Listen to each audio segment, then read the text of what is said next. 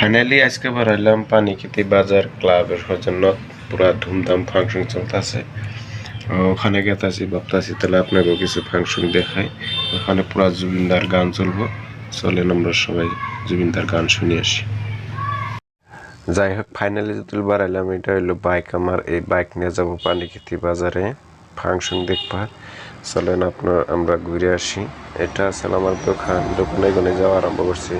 আর ওই সামনে দেখতেছেন এটা হলো চাইলে, এখন যাবো ফাংশন।